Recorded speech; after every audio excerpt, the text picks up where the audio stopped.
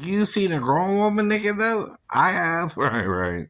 You keep asking me if I've seen a man naked. I don't care about that, right? But what are you talking about? Right, right. I keep asking you, what are you talking about? I don't know what you're talking about. Right, right. See, have you ever bathed with a 4-year-old girl? See, you can do that legally if it's your stepdaughter, right? But you might think twice about it if you remember her mom's there, right, right. You know what I mean? Right, right. Bathing with her is not the same as masturbating to her while undressed either, right? I don't know. What the point would be there, but again, it's not normal for your stepdaughter to normally wake up the sleeping stepdad either. So you're missing one important part, right? When a true molester molests someone, right? He's with the mother, who's asleep, and he goes down to the child's room, right? You're doing it ass backwards, right?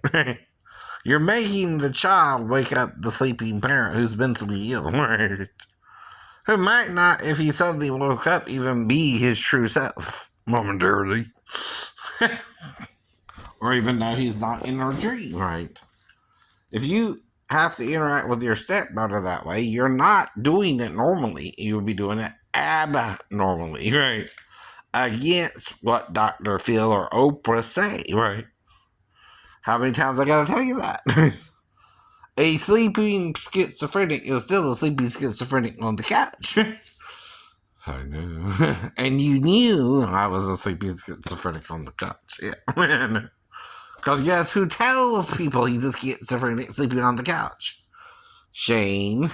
Shane tells people he's a schizophrenic sleeping on the couch. Oh. Well, how do you know Salvador? Or Salvatore? That I was sleeping on the couch and mentally ill? Did Daphne tell you?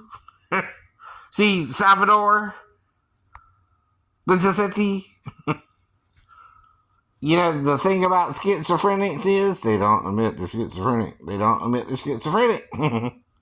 So the fact you know through my ex-wife I'm schizophrenic shows I'm dealing with the mental illness as a real diagnosis in 1993.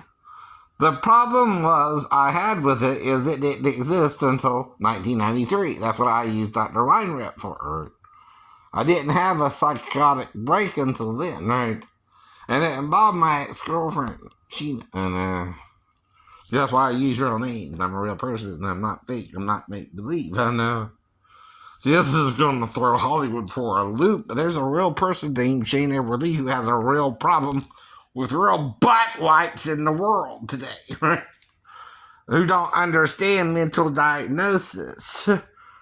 And see, the most mentally ill people don't know they're mentally ill. In a way, in a weird way.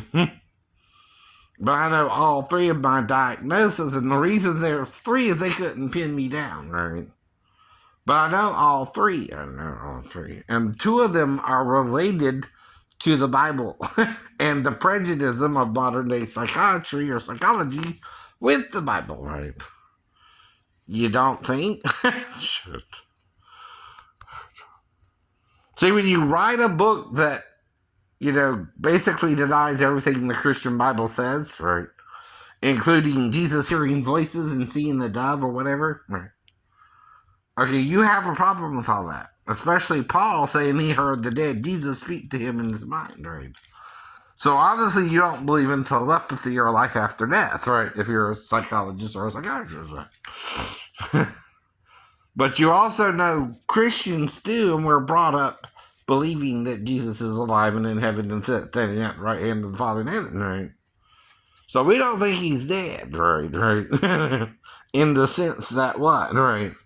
He's still there, waiting for the time to return, right? Now, I'm telling you, it might could still be another 1,000 years because someone's hiding that for you for two important reasons. One, if you don't know when someone's coming back, right, you're going to be ready for them at any time. But the bad thing is, if you do know when they're coming back, right, and it's a set time, yeah, say within 3,000 years after the first coming, right, he might return the second time, right? Well, the problem is, well, you can do what you want in the meantime, right? You understand? Okay, there's a difference there, ain't there, Daphne, right? But the thing is, if you're a good person, even if your stepdaughter wakes you up, all you're going to do is ask her a few questions. One, who showed you that? And two, bring her back to her mom if she answers. See, Grandma, and though she did take care of the child, she wouldn't show the child that, right? To wake up the sleepy step-parent. In the first place, Salvador, or Tor, whichever it is, Sal. Now, what kind of mental illness do you have, sir, if you would coach your daughter to wake up a sleeping schizophrenic? Hypothetically. Just don't know if she did it or not. Just can't prove like you can't prove I even touched the little girl. Mr. Door. But the thing is, I don't know nothing about it either. You seem to know what I might could have did, but all I'm doing is making up a logical thing anyone can do, right? Schizophrenic or not, right?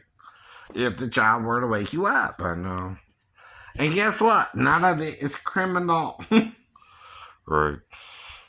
It's a normal interaction of trying to figure out why your stepdaughter would even wake you up in the middle of the night. And two of them has to do if she has to pee or not. Well, why don't you just bring her back to Daphne? Because Daphne might have been asleep. I don't know. Why wouldn't you bring her back to Daphne, right? Why wouldn't you bring her to your wife and see if she could take care of her, right? Instead of coaching her to wake me up. Which one sounds more rational if she did wake me up or not, right? I can't coach her. Daphne wouldn't coach her. She's coming from Arkansas, right? Uh-oh. Is there a hole in your little plan? There's a big hole. You're a dumbass! That's the big hole, Sal. This is itty. However you say it. You want your name all over YouTube? It will be. Bye, Salvador.